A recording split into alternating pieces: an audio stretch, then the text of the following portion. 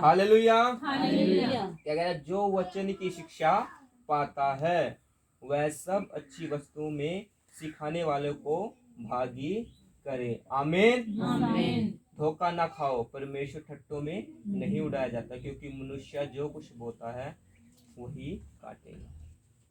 मतलब क्या है इसका? ठट्टों में परमेश्वर नहीं उड़ाया जाता, इसका मतलब क्या है? परमेश्वर कह रहे हैं कि जो तुमने बोया वही तुमने काटा, मेरा इसमें कोई दोष नहीं।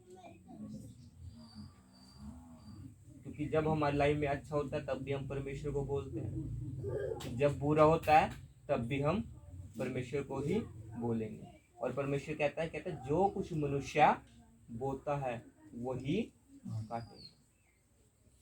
आदि में जब इंसान को बनाया गया था, किस चीज से बनाया गया था?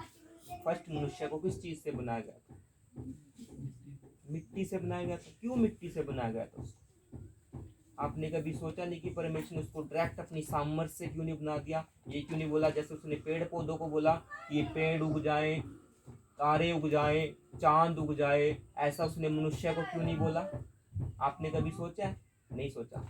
उसने मनुष्य को मिट्टी से इसलिए बनाया क्योंकि पता है परमेश्वर को कि जो कुछ हम मिट्टी में बोते हैं वही सब उगता है। हालेलुया। हालेलुया। ऐसे ही आज मनुष्य जो कुछ अपने जीवन में बोता है वही उसके जीवन में उपजेगा।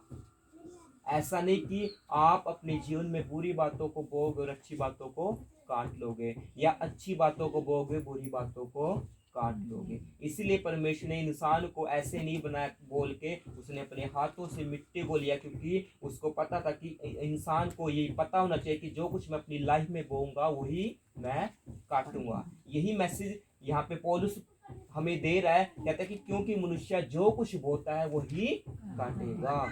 इससे अलग कोई बाइबल का कोई बात तुम्हारी लाइफ में नहीं है कि तुम परमेश्वर को बोल सको कि परमेश्वर मेरी लाइफ में ऐसा क्यों। आमीन। हालेलुया। हालेलुया। अब मुझे पता है कि आज इतने लोग क्यों आए, मुझे पता है कि कल इतने लोग क्यों आएंगे, मुझे पता है कि आत्मा में बढ़ने का तरीका क्या है और आत्मा में घटने का तरीका क्या है, और नीचे जाने के लिए हमें क्या करना पड़ेगा, ऊपर जाने के लिए हमें क्या करना पड़ेगा। जब आप इस बात को पता लग जाएगा कि जो कुछ मैं बोऊंगा वही मैं काटूंगा, तो मुझे फिर ये कहने की जरूरत नहीं है कि परमेश्वर मेरी लाइफ में ऐसा क्यों हुआ, क्योंकि जो कुछ मैं कर रहा हूँ वही मेरी लाइफ में परमेश्वर कर रहा है। क्योंकि परमेश्वर ने कहा तेरे हाथ में जीवन है, तेरे हाथ में मौत है। उसने ये नहीं बोला कि मेरे हाथ में सब कुछ है, उसने कहा तेरे हाथ में, तेरे मुंह में सामर्थ्य है। यीशु मसीह ने कहीं भी बाइबल में ये नहीं बोला कि मैं तुम्हें ब्लेस करूंगा, उसने कहा तुम्हारे हाथ में तुम्हारी ब्लेसिंग है। हालेलुया।